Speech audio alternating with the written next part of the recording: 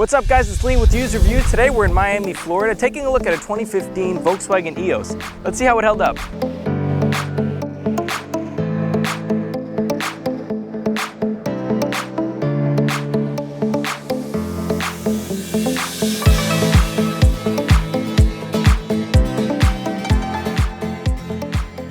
Now the model we're testing today is 6 years old, it's got 40,000 miles on it, and it's powered by a 2-liter 4-cylinder turbocharged engine paired with a 6-speed DSG transmission. Now time for a quick history lesson. The EOS came out in 2006. By 2012 they gave it this beautiful facelift, and then in 2015 they stopped making the car.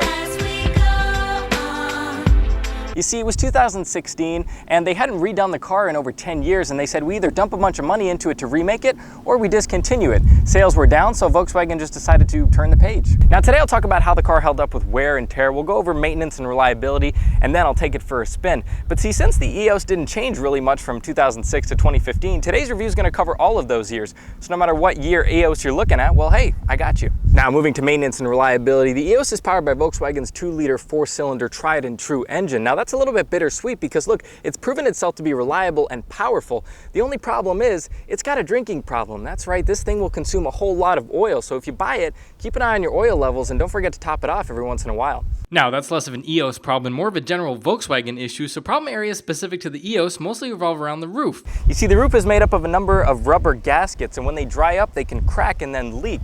So you want to make sure that you keep them lubricated. If you do, you'll have no problems. The roof itself is well designed and isn't known to break. But if you're buying used, be sure to lower the roof halfway, just like I did, and check all of the rubber seals. So what's the moral of the story? Well, I would say the EOS is actually pretty reliable. Other than those common Volkswagen complaints that we hear, nothing really sticks out with this car. Now look, if you're trying to get into the hardtop convertible segment, I don't know what else you would buy.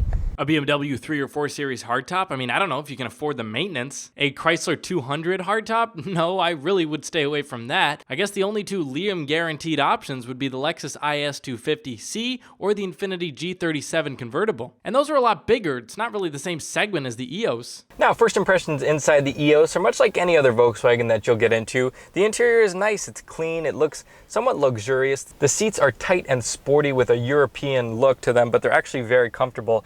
And the headrest as well, I put my head rack and I can drive like this. This is actually pretty nice compared to a lot of other cars. The quality of the materials is nice, soft touch plastics for most of what you come in contact to. Like in most of these cars, the upper part's gonna be soft touch and the lower part is gonna be hard touch plastic. They could have done the soft touch all around, that would have been a nice feature, but I guess you save a little bit of money this way. On the right side, you have an extendable armrest that comes out and covers your cup holders, but it does make a difference. It's a lot more comfortable when it's extended forward. And on the left side, that's maybe the one part that's a little bit less comfortable. Have a little bit of hard touch plastic on your elbow, which is kind of a mistake in my opinion. Each window control is automatic, which I think is great. I think all cars should have that. There's nothing more annoying than having to hold your finger on a button to get the window down. The EOS also has a button where you push and all the windows go down at once, which is pretty common in convertibles, and that's also something I think all cars should have. If you like a screen with a lot going on, you're going to be disappointed in the EOS. It's really bare bones. There's not much going on here. You got your radio and your phone selection. That's pretty much it. The owner of this car has one of those iPhone holders, and that's what you're going to want if you have this car. But other than that, there's not much to say about the EOS. The steering wheel is going to be the same one you find in the Golf and a lot of other Volkswagen models. The seat's the same thing. The boring infotainment system, that one as well. It's not really a luxury vehicle. It's more about the driving experience. It's the fact that you want to put the roof down, listen to the radio, and enjoy the ride. That's where this car really shines. Now, if you want me to list the features up front here in the EOS, well, that won't take me very much time. You got heated seats, and that's about it. Over in the back seat, it's so tight that I couldn't even really get back there to film for you. All you got is cup holders and a 12-volt outlet. All right, what do you say we take her for a spin?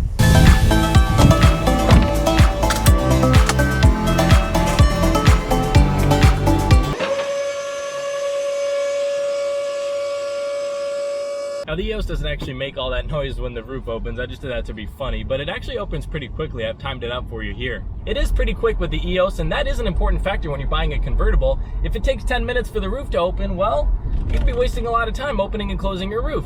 Now you guys know me, I love my power, I love it when cars take off, but the EOS almost can't handle the engine power that it's got. When you floor this thing, it's front wheel drive, so the front almost like fishtails. The tires spin very easily, doesn't take much for the tires to spin. And you get a little message, the traction control light comes on because the car's like, hey, what's going on? We're losing traction here. So EOS has almost got too much power, if you'll believe it. Let's do a little hard acceleration. This thing takes off super quickly. They're putting these 2-liter 4-cylinder engines in SUVs now, so you can imagine putting one inside of an EOS. It's not underpowered to any extent. Now the EOS has got the 6-speed DSG transmission, which is definitely an outdated transmission by today's standards, but you know what, it doesn't bother me. This car, it's kind of fun. You wait a little bit for the gear changes, you feel them a little bit more. It adds to the driving experience. Okay, so the engine is good, the transmission doesn't bother me. What are the areas that the EOS could improve on? Well, the handling. You would expect a European Volkswagen to have tight, stiff handling, but that could not be farther from the truth in the EOS. It's very loosey-goosey. It almost feels like I'm driving a 90s Cadillac. It's very surprising, and I would expect for something a little bit tighter.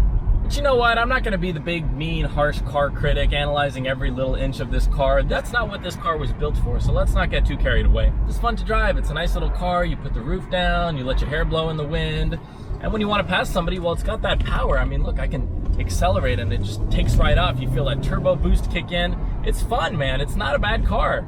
And that is the 2015 Volkswagen EOS. Now, my final thoughts about this car are that for what it is, it's great. I watched a lot of reviews on this car and people say things like the back seat is small, the trunk is small. Yeah, you know what? Good observation, Sherlock. It's a 2-door convertible. Do not buy this car if you're looking to take the kids to soccer practice. If you live in a Nordic climate, then please, the EOS is not for you. But if you're looking to put the roof down, cruise, listen to music, then the EOS is just truly delightful. The 2-liter turbo has tons of power. And you know what? The outside of this car, it just strikes a perfect balance between elegance and class.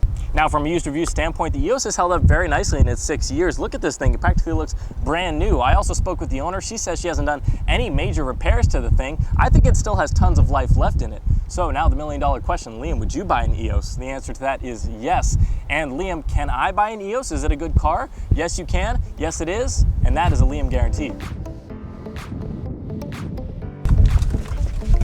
Now let me know in the comments below if you like the EOS and if you think Volkswagen should bring this baby back. If you've owned one in the past or if you own one now, then hey, why don't you share your experience with the used reviews community in the comments. If you enjoyed the video, then go ahead and leave a like. If you're new to the channel, then maybe subscribe, and I guess we'll see each other next time.